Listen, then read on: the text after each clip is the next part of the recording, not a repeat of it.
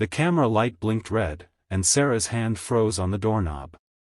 One more second, she told herself, and she'd be gone. The apartment was dark except for the blue glow of the television, frozen on a cartoon princess mid-song. Mia stood in the hallway behind her, clutching a stuffed giraffe whose neck had been sewn back on 3 times. The little girl's eyes weren't on her mother.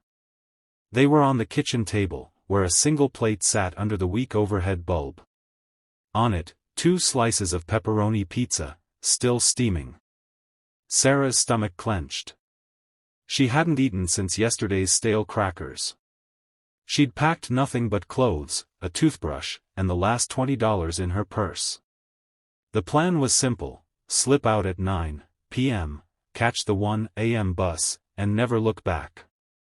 No note. No fight. Just quiet. But Mia, 5 years old and wide awake from a nightmare, had followed her to the door. And now she was staring at that plate like it held the answer to every question she'd never asked. Sarah whispered, "Baby, come on." Mia didn't move. The plate belonged to Jake. He was supposed to be asleep on the couch, passed out after another 12-hour shift at the warehouse. But the couch was empty. The bathroom door creaked open behind them. Jake stepped out in his boxers, hair wild, eyes bloodshot. He saw Sarah's backpack. He saw the open door. He saw Mia staring at his dinner. For a moment, nobody spoke. The only sound was the cartoon princess singing about courage. Jake's voice came out rough. "You were gonna take her without saying goodbye?" Sarah's throat closed. "I was gonna keep her safe." "Safe from what?" "Me?" She didn't answer. She didn't have to. The bruise on her wrist from last week was still yellow. Mia tugged Sarah's sleeve. "Mommy, the pizza's gonna get cold." Jake looked down at his daughter like he was seeing her for the first time in months. "It's okay, kiddo. You hungry?" Mia nodded, solemn. Sarah stepped between them. "We're leaving." Jake didn't block the door. He just looked at the plate, then at Mia, then at Sarah. "1 slice," he said. "Let her eat 1 slice. Then you go." Sarah wanted to scream. She wanted to run. But Mia was already walking toward the table, giraffe dragging on the floor. The little girl climbed into the chair, reached for a slice, and took a bite. Cheese stretched like a lifeline. She chewed slowly, eyes closed, like it was the best thing she'd ever tasted. Jake leaned against the wall, arms crossed. "I ordered it for her," he said quietly. "Figured she'd wake up hungry." "You never keep anything in the fridge." Sarah's voice cracked. "You never keep anything in the bank." He flinched. "I'm trying." "You're always trying. And I'm always waiting." Mia looked up. "Daddy, why are you sad?" Jake opened his mouth, closed it. Sarah saw the moment he decided not to lie. "Because I messed up, Peanut." Mia considered this. "Can you fix it?" He laughed, a broken sound. "Working on it." Sarah's hand slipped off the doorknob.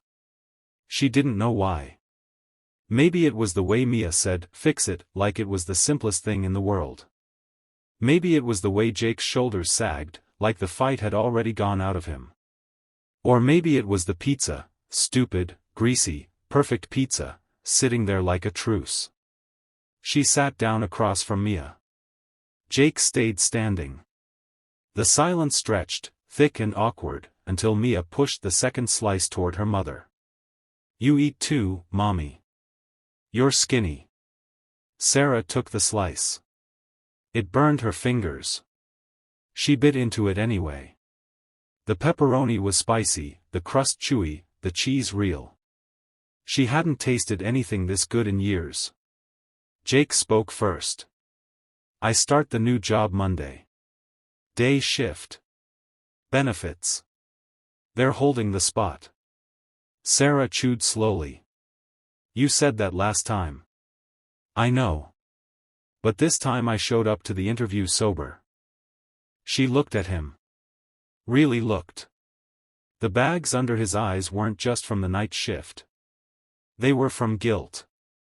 From staying up after she fell asleep, scrolling job boards on his cracked phone. From selling his Xbox to pay the electric bill. From crying in the shower so Mia wouldn't hear. Mia finished her slice and licked her fingers. Can we stay till the princess movie ends? Sarah's heart cracked open. Baby, we have to. Please. Mia's eyes were huge. Just till the song. Jake moved to the couch, picked up the remote. He didn't sit. He just held it out to Sarah like a peace offering. She took it. The cartoon resumed.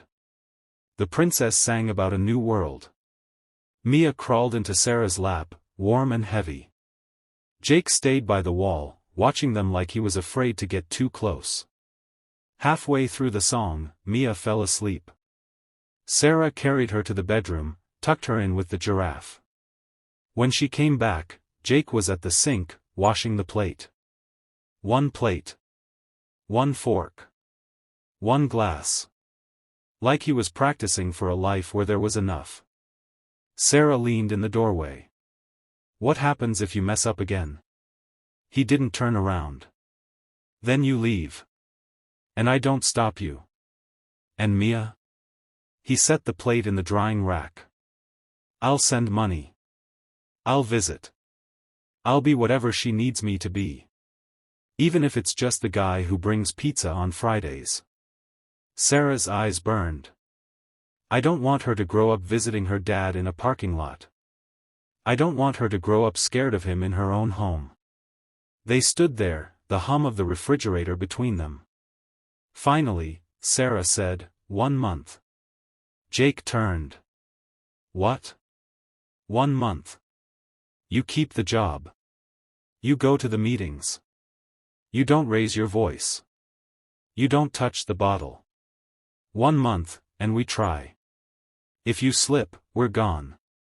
No second chances. He nodded so hard his neck cracked.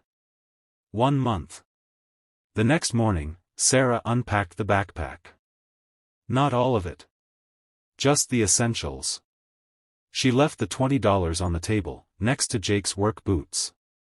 He came home at 3, with a grocery bag, milk, eggs, bread, and a frozen pizza. He held it up like a trophy. Buy one, get one free. Mia squealed and ran to him. He lifted her high, spinning her until she laughed so hard she hiccuped. The first week was hell. Jake came home exhausted, snapping at the smallest things. Sarah bit her tongue until it bled. Mia drew pictures of pizza with smiley faces. On day 10, Jake forgot his lunch. Sarah drove it to the warehouse, saw him on the loading dock, sleeves rolled up, laughing with a coworker. He waved like a kid. She waved back. Day 14, the electric bill came. Short by $40. Jake came home with a wad of crumpled tips from the guys at work. They heard about the new job. Said to keep it up. Sarah cried in the bathroom so he wouldn't see. Day 21, Mia had a fever. Jake carried her to the clinic in the rain, no umbrella. Sarah held the insurance card he'd laminated himself. The doctor said it was just a virus, but Jake sat in the plastic chair all night, holding Mia's hand while she slept. Sarah watched him from the doorway and felt something shift. Not trust. Not yet. But possibility. Day 28, Jake's boss called. Promotion. Lead loader. Raise. He told Sarah over dinner, spaghetti from a jar, but he'd added fresh basil from the windowsill plant Mia watered every day. Sarah smiled for the first time in months. A real smile. Day 30, Sarah woke up to the smell of coffee. Jake was at the table, filling out paperwork for Mia's kindergarten registration. He looked up. I did it. She sat across from him. I know. He slid a small box across the table. Inside, a silver necklace with a tiny pizza slice charm.